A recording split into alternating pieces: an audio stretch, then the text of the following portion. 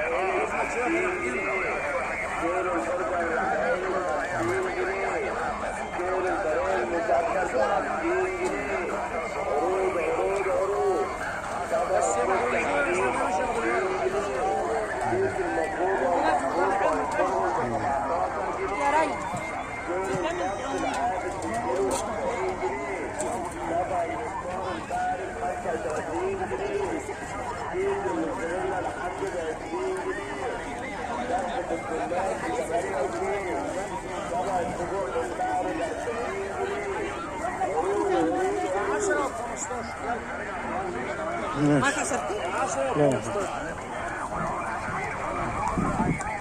يابا والله العظيم بجد هيودينا عند الزيارات